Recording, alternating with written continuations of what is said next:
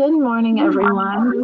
This is Al Merrick. I am going to give a few more moments to allow some people to join, and then we'll go ahead and get started.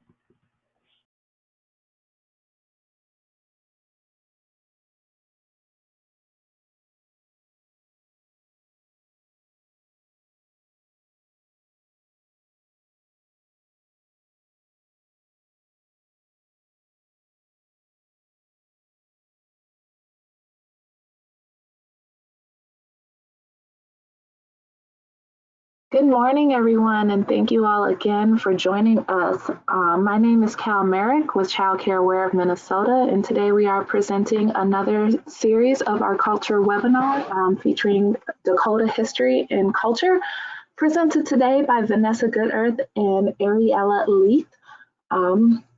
Today will be part one of the webinar, and part two will be presented tomorrow at the same time.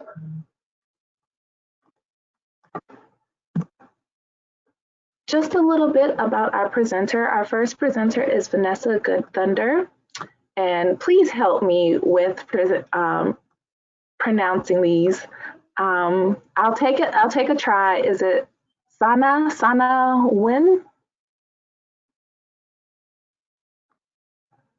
Say it again, please.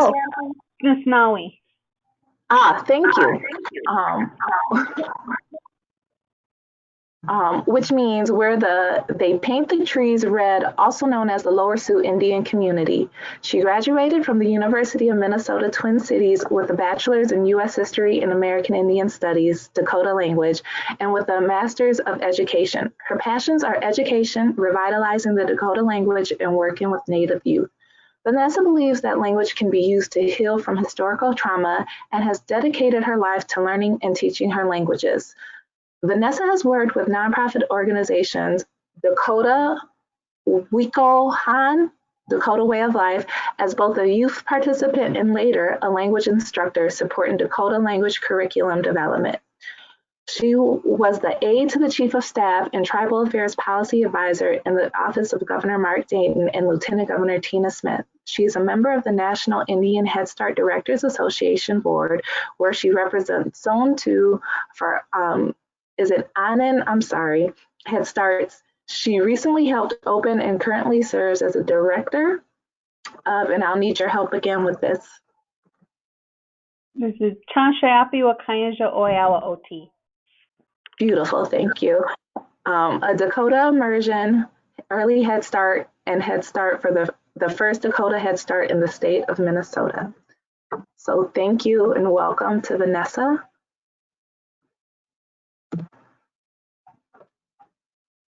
Our other presenter is Ariella Leith. She grew up in Fairfax and Redwood Falls, Minnesota, and is a tribal member. Please help me again.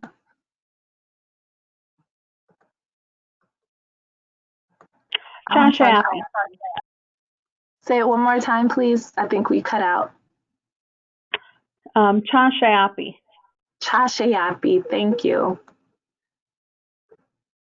Which means again, where they paint the trees red, also known as the Lower Sioux Indian Community. She has received a Child Development Associates CDA in both Infant Toddler Center Base in 2019 and a Home Visitor in 2020. As a certified prenatal educator, childbirth education, Indigenous doula, and lactation educator through the Common Sense Childbirth School of Midwifery, and has completed many trainings regarding continuing education and curriculums used to support and promote early childhood development and family support. Her passions include learning and teaching Dakota language and culture, working with her community, and raising her son to be the next generation of Dakota speakers. Ariella moved back to her home community in spring of 2017, and by fall, she was fostering her new adopted son and found her calling when she applied to work at Chanshayapi Wakaneja Owayawa OT. Chansiapi Wakanza Onewati Ayopi.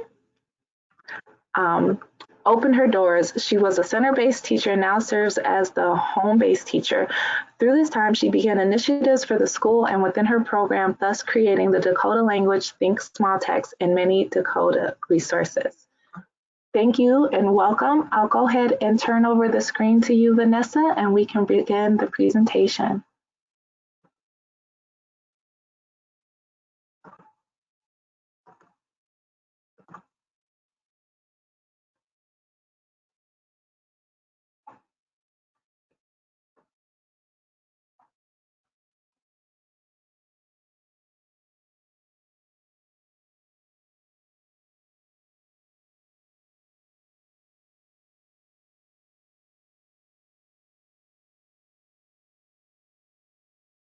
Oh, Ariella, are you able to see that? I do not. Oh, shoot.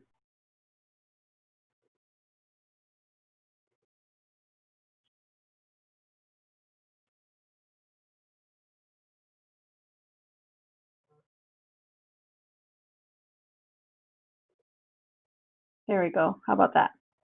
Wonderful. Perfect. Well, Hamidakuyapi. It is so good to see you all. Vanessa Guthaner Dakota Snawi Demie. Chanshapi Demataha. Wana Chanshapi Wakanja Oyawa Oti. Dead Doanie. Chanshapi Oyawa Oti Oitancha Hemachaye. Wana Dakota Oyate Nakon Dakota Iapi. Iwa Unhadakapi Kte Chinch. Nina Te Unhindapi. Ihon Piramayapi. Well, I just basically said like our introduction, so I won't go over that, but I really wanted to have a place for our language in here for this presentation. So I'll let Ariella introduce herself and we will get going, people. Hamitakiapi Yahipi Kiwashte, Ariel Alith, Imakiapi, Dakota Ia, Pewi Wakawia, Demie, Morgan Edwati, Chanshayapi Wakanija, Owaiwa OT, Ed Hectawani, Tiata, Wauns Baby Chakya, Hemachaye, Pinamayapi. So this is our webinar, Dakota Culture and History Session 1. And we only have an hour, people. So you're not going to learn every single thing about Dakota culture and history that you can. We are going to walk you really through an introductory, really. And we want to hear from you. So we have some interactive activities as well. So very excited about that. First and foremost, we want to say happy Native American Heritage Month. Our group here, Chanshayapi Okanya Oyawa OT, or Siwu for short, we have put up a tiecheka, a teepee, and we do that every November, and really we could do it every day and every month, because every day for us is on the Lower Sioux is Native American Heritage or Indigenous Peoples Day, but we do it for November for really that visuality, so we can see, here we are, we're still here, and we're thriving, and we're excited to keep prospering. So this is the teepee that we have up. We have all of our children and our families and our staff put their handprints on it, and then we have our logo right there. You can catch us on Lower Sioux Early Head Start and Head Start on Facebook or lscu.com on the internet and see some awesome Dakota language and Dakota culture resources that we have on there. And so for this month, every month by the Tiecheka, we're going to have a Dakota culture and history teaching with some type of interactivity. And we'll be posting that on Facebook afterwards. So catch that coming on up. First and foremost, we want to know what is something you want to learn in today's session. We think it's maybe one of the most important questions to ask because we're really here for you and your learning journey, and we're excited to see what you guys want to know. We might not get to every single thing you want to know, and that might be more tomorrow than today, but this will be great to have those discussions. So if you have a computer, go to pollev.com/Vanessa, GOODT 024, or text Vanessa, GOODT 024 to 37607, and then answer the question by putting whatever words you want to. What is something you want to learn in today's session about Dakota culture and history, session 1 today? So anything you wanted to know about Dakota history or culture, you can put that in on here. So I will change my screen to show the live. Oops.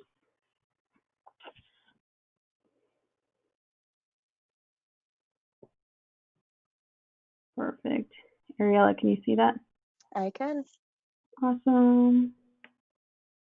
Okay, and then whatever you guys want to learn, it'll come up on here, live.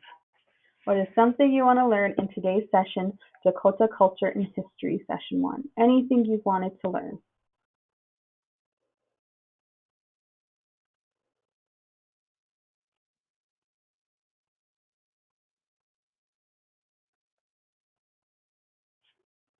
I would also like to remind people throughout the presentation, if you do come up with questions, go ahead and write them down. Tomorrow we will have some time for questions and answers because we really want your input and we want to answer those questions that you guys have.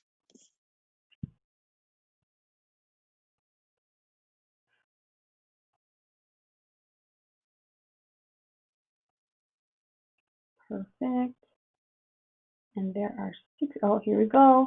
Learning more of the Dakota history in Minnesota. Perfect. Yes. We are going to touch base on that. Our next slide will tell you what we're looking to walk you through today. Learning more about Dakota history in Minnesota. Fun fact, Minnesota is a Dakota word, Minnesota, and it means clear water. And it really breaks down to, you know, we have so many lakes, right? We're known for the land of 10,000 lakes. And so they're saying when you walk on top of a hill and you see all of our lakes, you can see the clouds reflected from the water because that's how clear it was. So some people call it sky tinted water, clear water, all of that good stuff. And that is what Minnesota means. Let's see. I've heard that Sioux is not the actual name to be called. It was given by the white man. I briefly heard this and not sure what was meant by this. Absolutely. We call ourselves Dakota or Ikchewichashta, which means common human, common person. Sioux was given to us by the French. So you'll see a lot of names of different tribes in everywhere that the folks who came first to colonize, they gave them a name, but they actually call themselves something else. So I think I'm also Navajo, if you heard that, or Dene from Southwest area in Arizona. And then the first people to come were the Spaniards, and they called the area Navajo, and that's why it's called Navajo. But we call ourselves Dene. So you'll see that a lot. So we call ourselves Dakota or Ikchewichashta, and then the French called us Sioux. Ways that language revitalization is happening in Minnesota. Yes. We'll talk about that. That one is more in session 2, I will say. So please come back tomorrow because we're just so excited. Learning more of the background about the dances and ceremonies. Yes, we're going to touch on that tomorrow as well. I'm very excited for that. For Wachipi time, powwow, always gets us excited.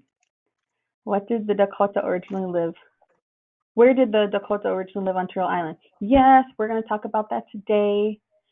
The differences between Dakota tribes. Yes, we're going to talk about that today. Oh, I'm so excited. This gets me pumped.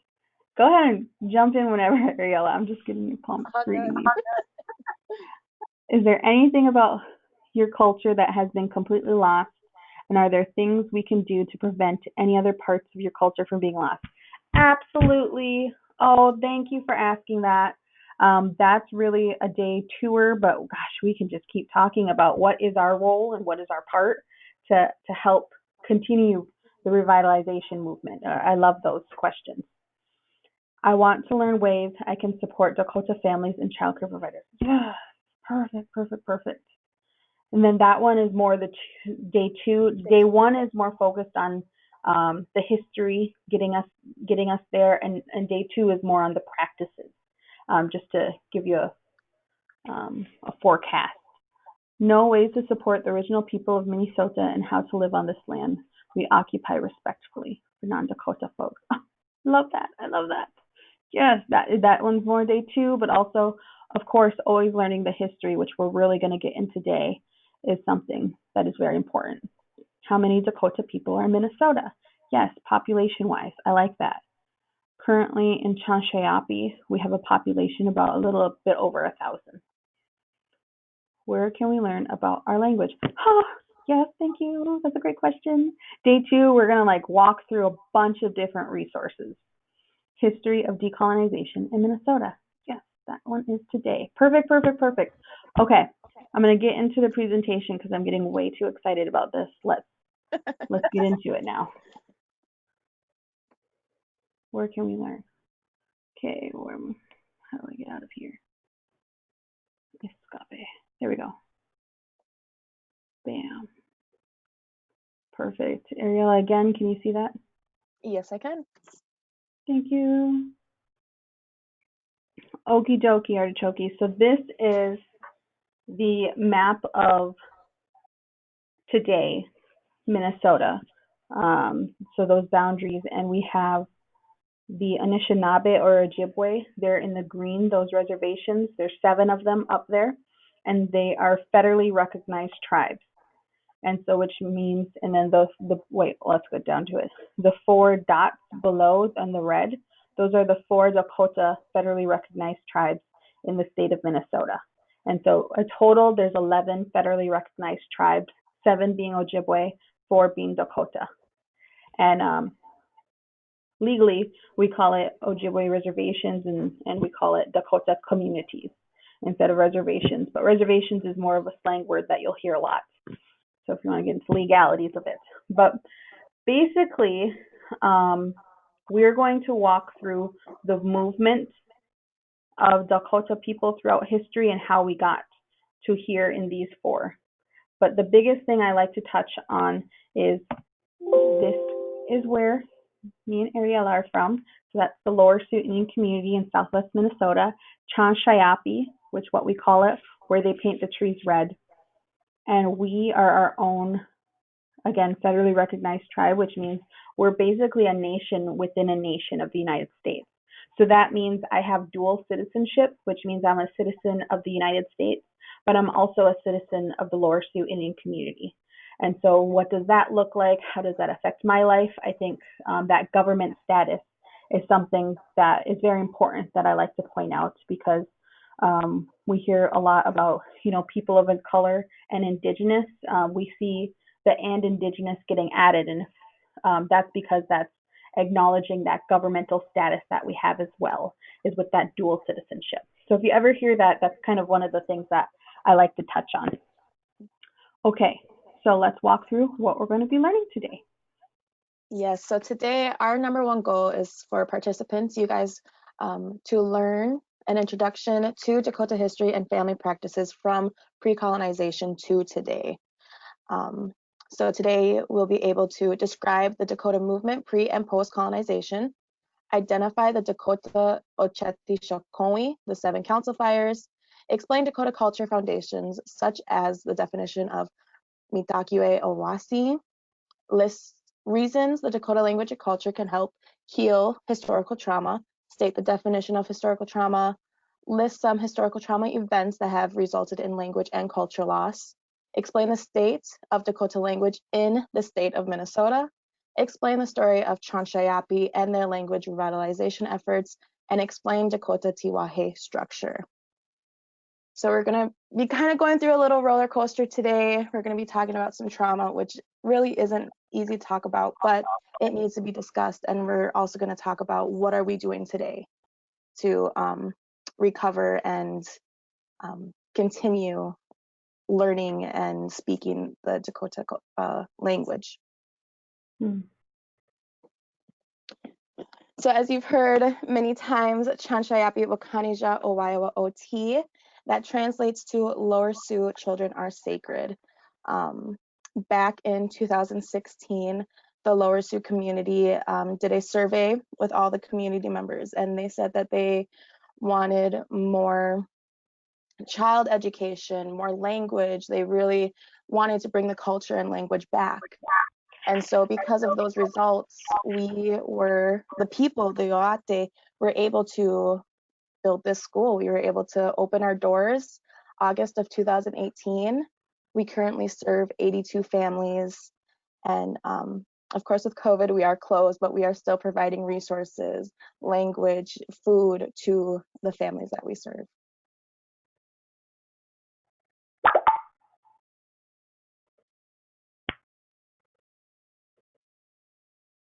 And this is our mission statement. So our mission is to raise the next generation of Dakota language speakers. We are also here to promote school readiness by enhancing the social, emotional, and cognitive development of the most at-risk children and families.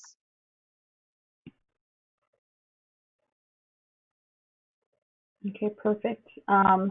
So like Ms. Ariella discussed, we want to talk about what an introduction of Siwu and what Chanshayapi is doing for language revitalization.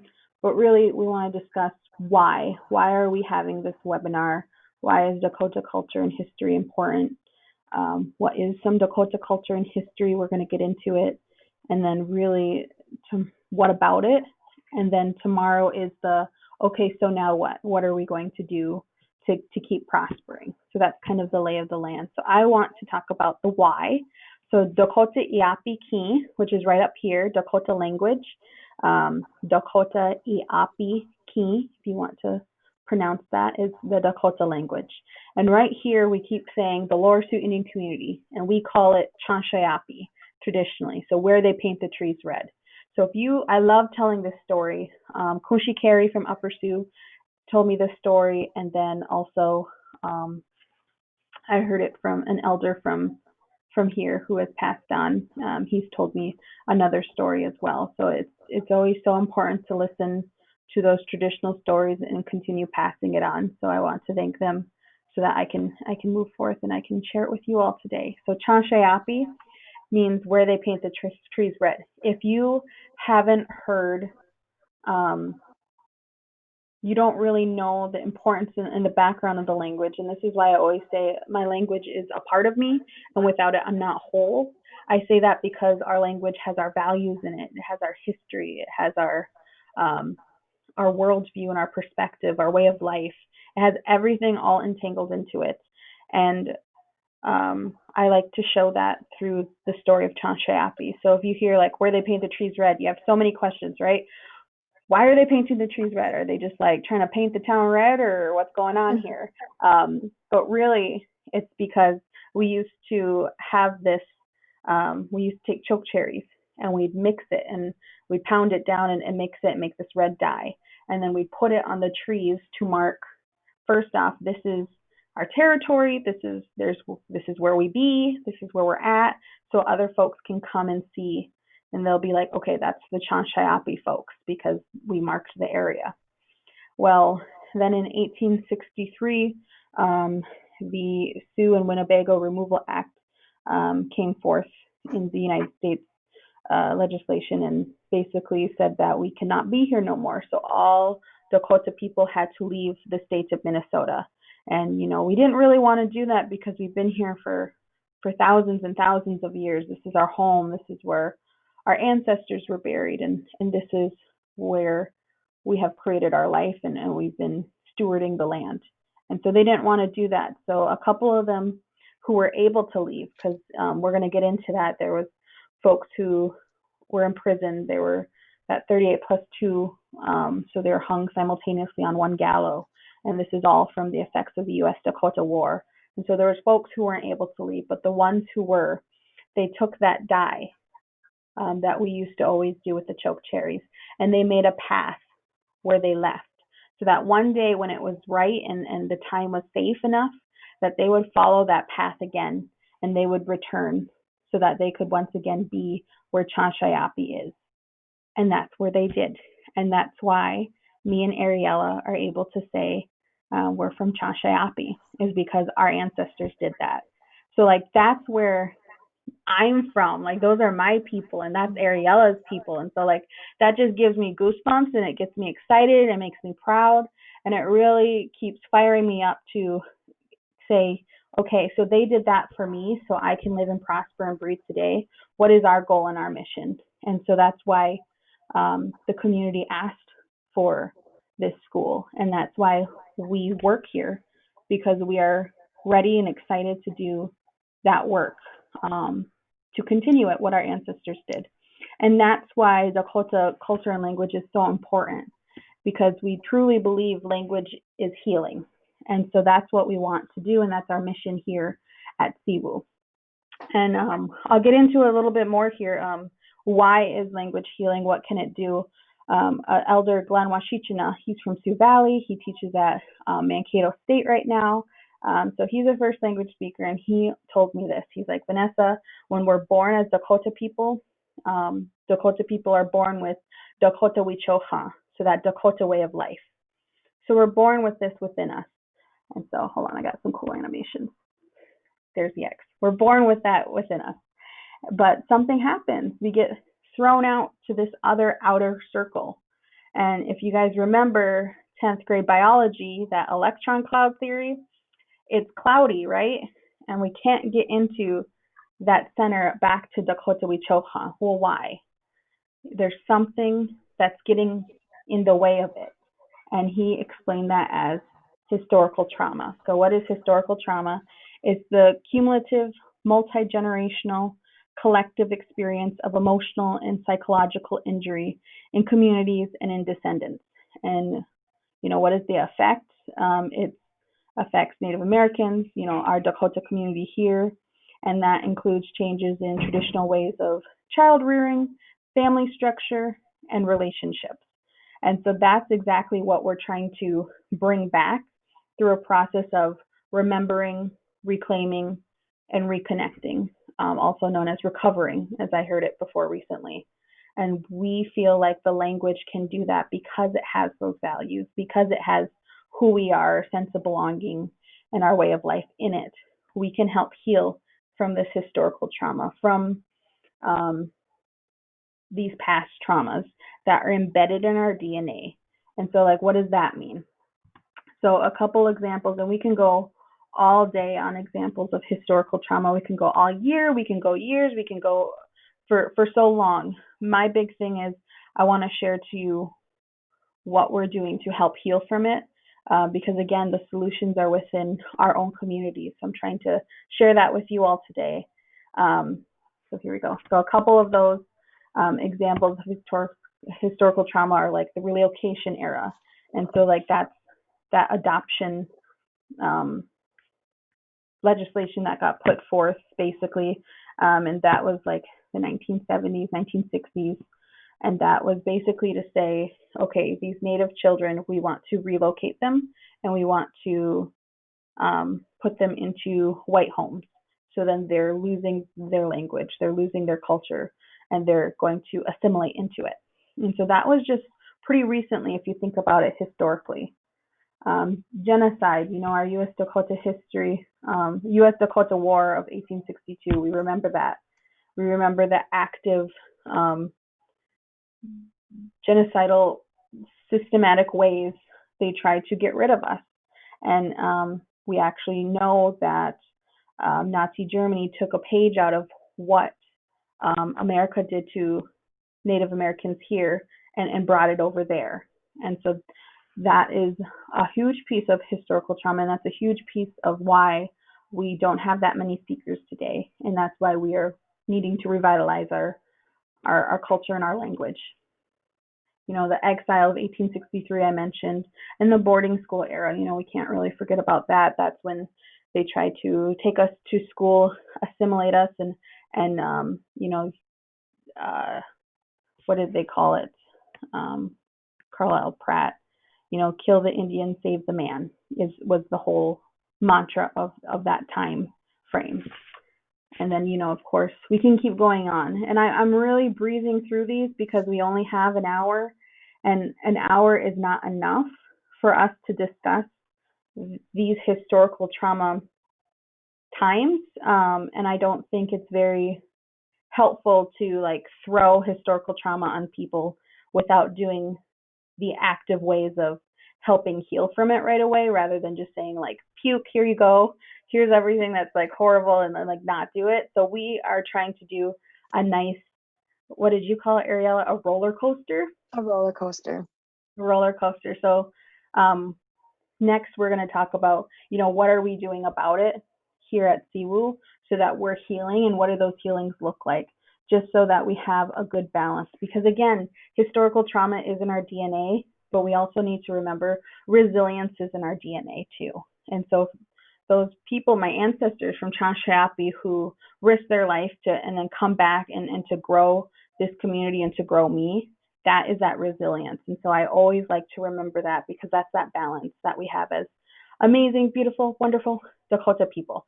So that is that we're trying to be intentional here about this webinar on that balance. I wanted to touch base on that. So again, so that's what that cloudiness is, and that electron cloud. Remember, we have Dakota Wichoha is what Dakota people are born from. They're thrown out on this circle, and there's this cloudiness that's keeping them from getting to Dakota Wichoha. Well, we believe that with our language, because it has our values, it has our sense of belonging, it has our history, it has our way of life, and it has that pride again in us. When we learn it, then we're healing. And that's what we believe here at Chanshayapi. So I have a video to show you, because Ariella and I, growing up, we didn't have the opportunity to have people speak the language so much around us.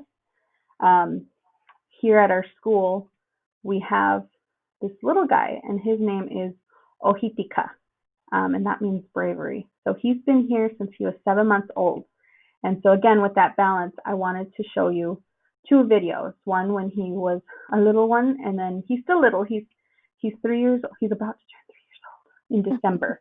But I have a video of him when he's under 1 year old, and a video when he's 2, just to show you about that pride and what is the power of our language that can do. So here we go. Ariella, can you see that? I can. Okay, good. I just want to double check. So this is him drumming, this little guy with all this hair. So just take a look. We get to have our culture and our language right in our school. And so here he is drumming. So here you go.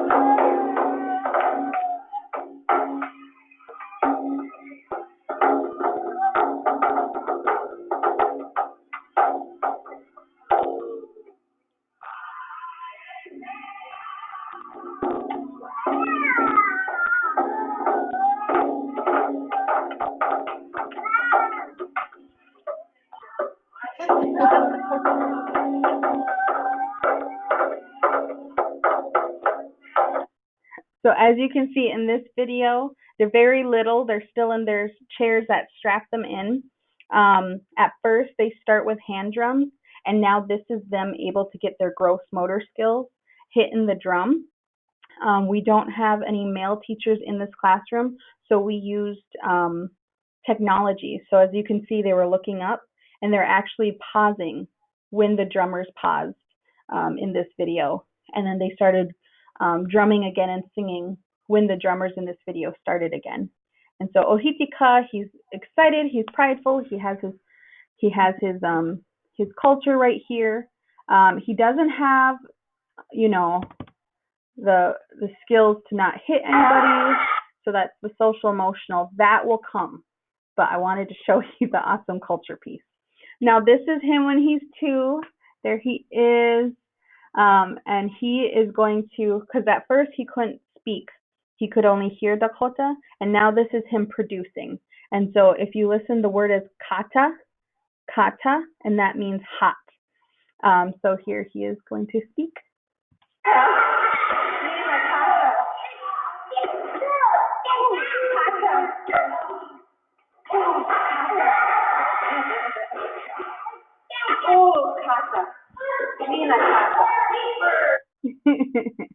So that's Ohitika there. He is speaking Dakota. He is touching it and understanding that that is kata.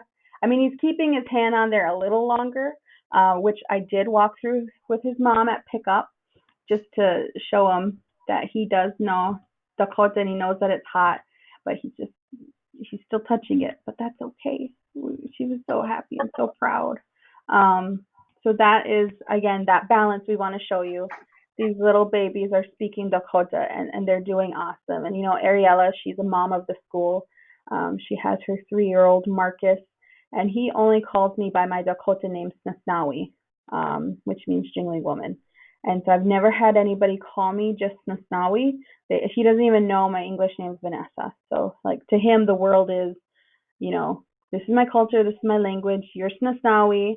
That's it. Like, let's keep going. And I'm just, again, I say, yes, Marcus, yes, let's keep going. So that is the power that our language and culture can have. So I really wanted to hit on that piece. So anything I missed there, Miss Ariella? I got really excited. I think you got it. Okay. We have 22 minutes left. Next piece is I'm going to walk through the movement pre-colonization to post-colonization of Dakota people and how we got to those 11 federally recognized tribes, 4 in southern Minnesota, 7 in northern Minnesota that are Ojibwe. So are we ready? Do you need to take a second? Okay, here we go. Okay, so this is traditionally where Dakota, I don't know if you heard Lakota, Nakota before. We'll discuss the difference between Lakota, Dakota, Nakota. We're all related. It's just a dialect difference. So I'll explain that in the next slide. So traditionally, we didn't have these borders of North Dakota, South Dakota, Minnesota. This is just where we were, and this is where we lived, is right in this area. And we fall under, I don't know if you've heard the word, this is our division, but like if you heard clans, different things like that, we don't call it clans, we call it the Ocheti Shakoi, so the 7 council fires. So we break up into 7 council fires, and then there they are on the left and on the right in a beautiful picture. And if you can see my clicker, Ariella, can you see that? Me like waving? Yep. Oh, cool. Yep. So right here, as you can see, it says Dakota, Nakota, Nakota, Lakota, Dakota. That's just the dialect difference again. So instead of D's, they say Lakota, say it with L's. So like Koda is like friend, is what a male would say to a male for friend. And then Lakota would say Kola. So this is, we are Badewa Kantua, Ariella and I, so we are Dakota. Then we have Wahbetua, and that is the dwellers among the leaves. There is Sisitua, and those are dwellers among the fish village. Ihanktua, which is Nakota, and those are like the dwellers at the end camp. And then we have Ihanktuana, it's like the little dwellers at the end camp. So those are both Nakota. And Lakota is Tintua. Tintua. So all of the Lakota are under here in Tintua, and in their Tintua, they have divisions of their own. So if you've heard, well, we could get into it. We don't need to get that deep into it. We can. Oglala. So that's one of their divisions they have, Tintua, Nikaju, you know, there's just a bunch of different ones they have right in that Tintua. And then we have Wahpekute, which is the leaf shooters, and that is our 7. And that's why they break up Dakota, Nakota, Lakota. And I think I hit that all right. If you have any questions on that, I will answer those. This is a map, circa 1650. So Mdewakanton is another word that you've heard for Badewa Kantuan, which is dwellers among the Spirit Lake, which is of those 7 council fires that we are. So we originally in 1650, we were near Mille Lacs. So we actually took a trip up to Mille Lacs, and we got to visit with who now Mille Lacs is their own federally recognized tribe, and it's an Ojibwe community, Anishinaabe community. So we actually went and visited their historical site, and an elder shared with us some artifacts that they found from Badewa Kantuan there. And so it was a really great trip, and it really showed, that was where we used to be as well. And so then we have Sasituan right here. This is Ihanktawan. Oh, this is Ihanktawana. This is Ihanktawan. And Teton, that's Tituan. Wapaton is Wahpekute. Wahpetuan. And then Wahpekute is right here. So that's about 1650. And then this is where the Ojibwe came from. There's a story of their migration that the Ojibwe, they were actually in the New York area, and one of them had this vision that something was coming. It was coming from the waters there, and so that they had to start going west to get away from whatever was coming. And they were to keep going until they stopped where they found the food that grew on water. And so they started going, and throughout the United States, if you see the Odawa Nation, they're in the Michigan, or Ottawa, if you've heard it, it's Odawa. And then there is the Oneida Nation, which is in Wisconsin. They're all under one umbrella of a language family called Algonquian. And so that's where they all stopped and became their own people. But the Ojibwe, the Anishinaabe, well, they're all Anishinaabe, but the Ojibwe, they stopped right in northern Minnesota because they found wild rice because it grows on water. And so when they found that, they met with the Dakota, and they basically just pushed us south. Yes, we did have conflict together, but we also had treaties signed that I like to say. We met in Bedote, so where the Minnesota-Mississippi River met, and then we've had treaties together. We have a story and a song of how we gave the drum to the Ojibwe. So there's always this talk about this rivalry between each other and this huge conflict, which it definitely was because they pushed us down south. But simultaneously, we had those beautiful, awesome connections together too. So I always like to point that out too. So that's why you'll see the 7 Ojibwe in the north and the 4 Dakota in the south. And here it's called Sioux again, but really we call ourselves Dakota.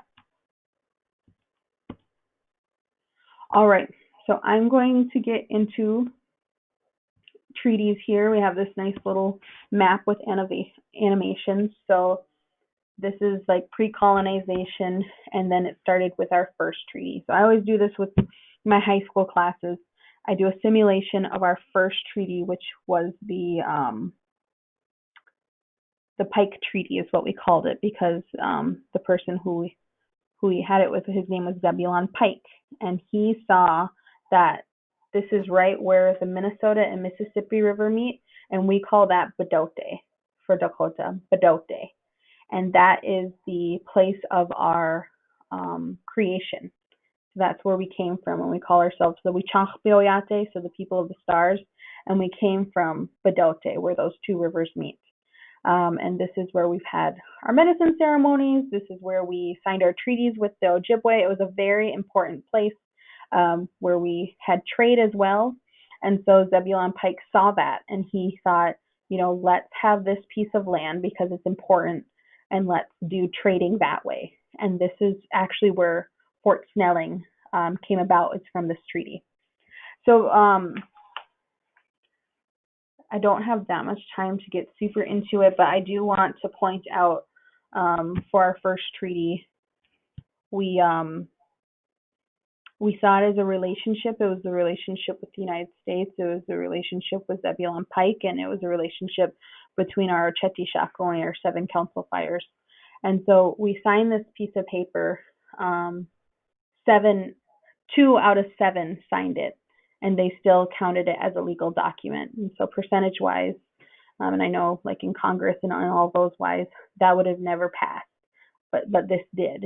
And there's stories of having whiskey around when we sign these treaties. There's stories about mistranslations between the translator when we're signing these treaties.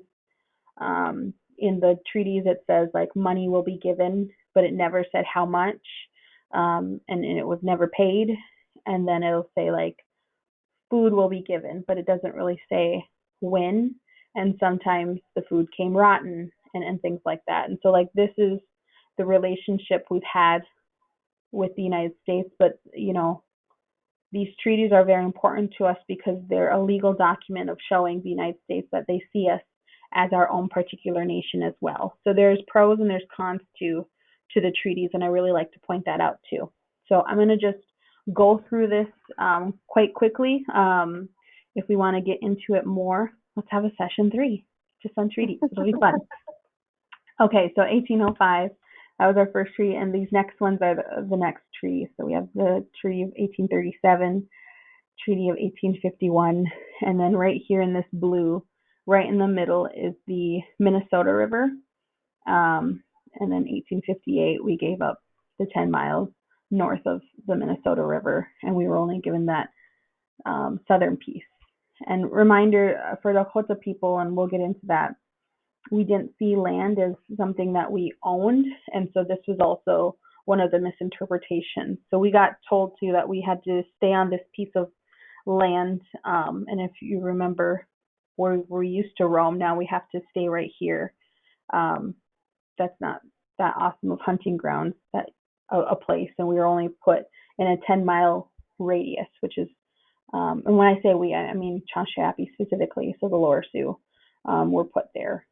So like this was kind of like our initial movement, and then 1863, then that was taken, and that was when the Sioux and Winnebago Removal Act happened, and we had to leave the whole state of Minnesota. So that's kind of like the background of what treaties are. Ariella, am I missing something here? Because I know I wanted to touch on one more thing. Was it my fun fact? Yes, must have been your fun fact. So fun fact, it is still illegal for Dakota people to live in Minnesota. It never got resolved. It never got taken back to Congress. So for us to be here, it's still recognized by the government as illegal to this day, which is very, very interesting. Yeah, perfect. Thank you for that. And then we have the Ojibwe, they signed their own treaties, so I put that in gray, and the Ho-Chunk, they signed their treaties, and I put that in green right there.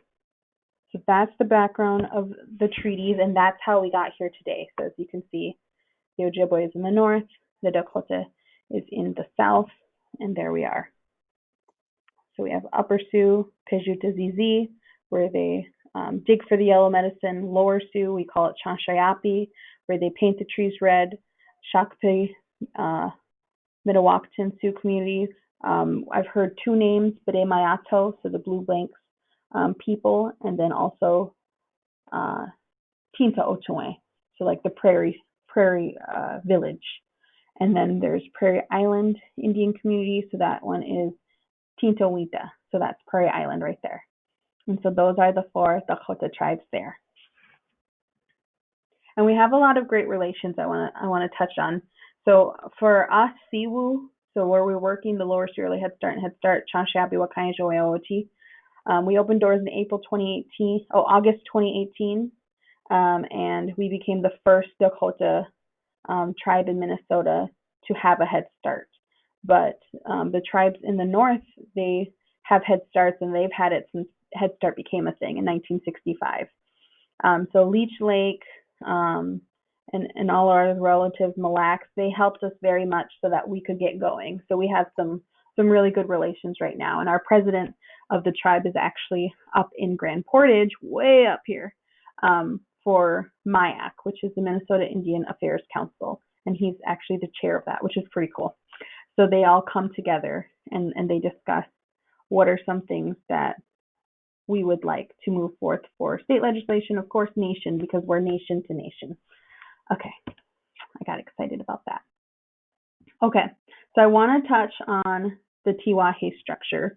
For our end pieces, we're going to hit on Tiwahe structure. We're going to touch on stages of life, and then we're going to discuss the cradle board. So those are our last items that we'll get through. And then we want to have you guys do an exit ticket of what are some takeaways that you got, or what are some still questions you have, so then we can move forth and do it for tomorrow's session. Okay, so Tiwahe structure.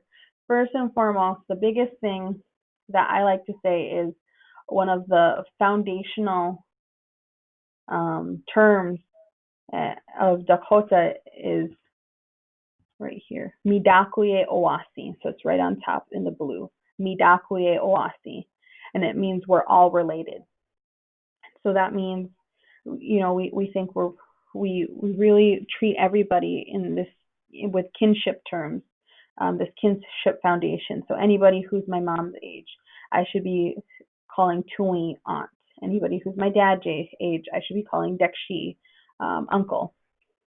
And then that means we are related to the land, we're related to the trees, we're related to the Ia, those sacred stones. We call it Tunkashira, which is grandfather rocks, when we go into one of our ceremonies, which is the Inipi. And so we really believe that we're related to everything, and that means we treat everything with that respect of what a family would be treated as, or a kinship. And so within these circles, this is our structure. And so in the middle, we have Mie, and which is me. And so basically, how we think about it, since we're related to everybody and everything, you know, what is my role? What am I going to contribute to my family and to my place? And so for me, what does that mean for me? Why am I here? What is my role to myself? What is my self-love going to look like? And what is the respect that I'm going to have for myself? And then Tiwahe, that means your family, your immediate family. So your mom, your dad, whoever is living with you. You know, what is my role here? And it could be as little for like teenagers, I take out the trash every Thursday, to as big as I'm the one people look at for some big decisions. And so what do those roles look like for you? And then we have our Tioshpaye, which is that extended family. So that is your Tui, your Dekshi, your aunt, your uncle, your grandma, your grandpa. And it's the people really who, it's that Ocheti Shakoi, so the Bedewa Kantua, the Titua. So again, the Dakota and Lakota right there. And then you have your Oshpaye, and that's like your, I called it clan. Here it's like who you're living with, like the Kapoja Bedewa Kantua. So that was a village that was near Mendota Heights, and we moved down here to Lower Sioux then. So what is my role there with all of those folks? What am I going to do for them? And then the Oyate is the whole nation. So the whole Ocheti Shakoi, the Dakota, Lakota, Nakota. What is my role here? How am I supposed to help? And what is the respect that I'm going to have for that? So those are how we break ourselves up to in those different areas. So Mie, Tiwahe, Tioshpaye, Oshpaye, and Oyate. And then this is kind of, I put a Chanhadeshka, so a medicine wheel here. And then what is our cycle of life? And the biggest thing that I was always taught is, as you can see, it's kind of like a pie chart. The first in the black is Wakanyaja, which is children. And Wakanyaja, it really means sacred beings. Because we believe our babies, those children, they're the closest to Wakantanka, the creator. And so that's how much we really, and that's our future of our community. And so that's how much respect and love we have for them. And then we have Wachina, which is, and Hokshita, which is like little girl, little boy. So that stage in life. And then we have the Wikoshka, which is the young woman, and the Koshka, which is the young man. And then in the yellow, we have the Wiya, which is the woman, and the Wichashta, which is the man. And in the white, we have Winuchchada, which is the older woman, and or the elder woman, and Wichakshada, which is the elder man or older man. And so these were the ones who it really breaks. Like Winuchchada is like they're really a woman, which just means they've been through all of this cycle. They know what that looks like, and so they have a lot of wisdom there that we look to them. And one elder told me, as you can see, it's a pie chart. It's 1/4, 1/4, 1/4, 1/4, because each one of these has a role in the community, and each one of them we see as important in some way. So those Wakayanja, they're going to bring the future in. The Winuchchada, Wichakshada, they're the one that has seen it all, and we look to for guidance. The Wiya and Wichashta, they're the ones who are like the go-getters, and they're going to be raising those Wakayanja, and they're going to be looking and listening to the Winuchchada. And then Wikoshka and Koshka, they are developing their sense of being and their pride, and so that they can one day grow up to be a Wiya, Wichashta, or Winuchchada, Wichakshta. And so those are all of the stages of life there. And I will bring it to Ariella. All right, so now this is some Dakota culture. One of the really important parts that we do is the Yokoba, which is the cradle board. The Ahana Okshi Chinkpi. So way back, the cradle board, they would carry their child on their backs wrapped in a shawl, a shana, or they would keep their babies wrapped opeminipi. This is to give the baby comfort and a bonding experience. I'm sure you guys have all seen this before. Luckily, within my program, the home-based program, when I started here, I had a lot of little babies, and we would wrap them, but I was like, we need a cradle board. We need the iok opa. We need to have that bonding experience. And so that picture that you see, I took that. That's one of my beautiful families with her newborn. It creates such a good experience. It brings the culture back. The parents that we've wrapped their babies in, they've really loved it, because it's something that's missing. Not everybody has a cradle board. We don't always have the resources to make it.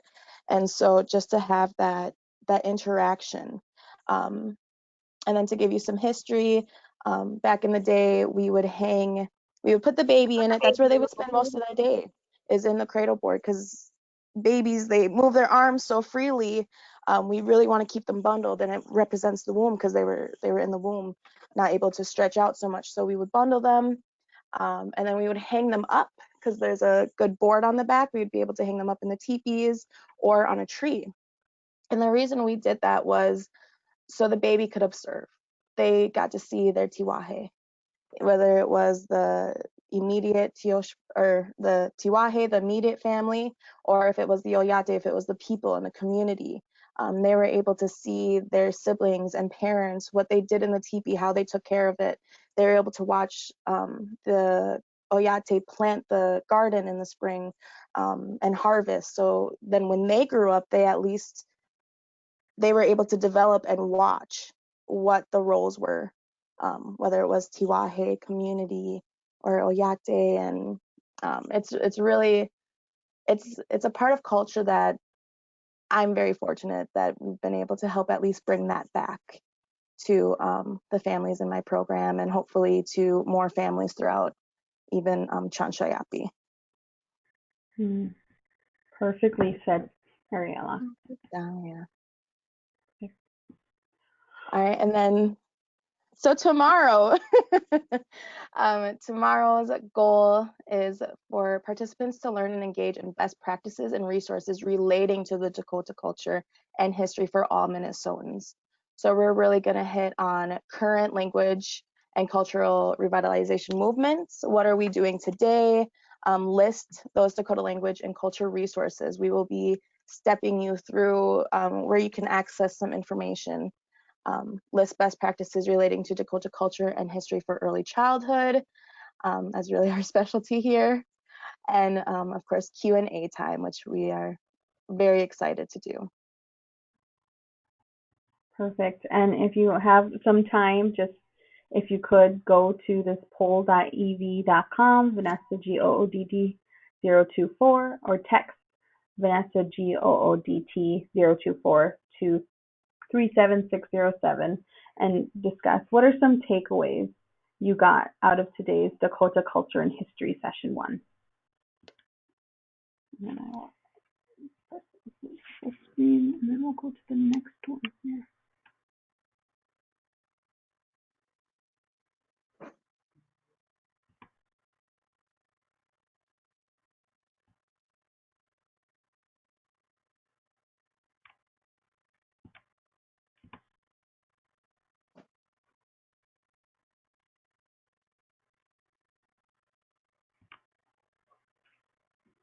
So what are some things you took away out of today's session, Dakota Culture and History, Session 1?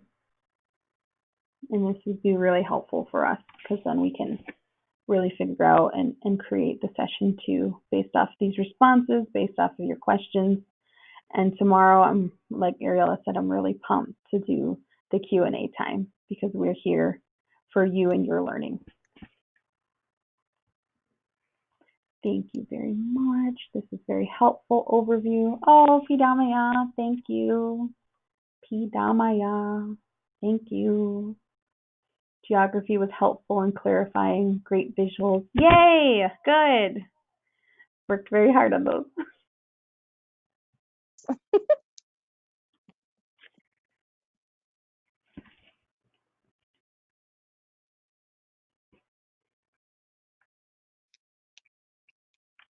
Perfect. Well, it is 11:03, so if you all can just keep answering those, we'll take a look at those. Paint the trees red.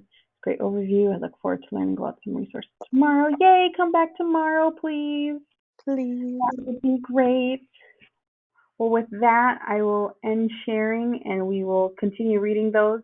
And we will see you tomorrow from 10 to 11. Is there anything we need to add, Kalahena? No, this was absolutely wonderful. There's no questions that are in the chat, just a few more thank yous, but this was a really great overview, and just thank you for sharing your culture and your language with us, and definitely we're looking forward to tomorrow, and so see you all then. Yes. Pidamaya yapi. Maya. Have a wonderful day, everyone. Thank you. Bye. Bye.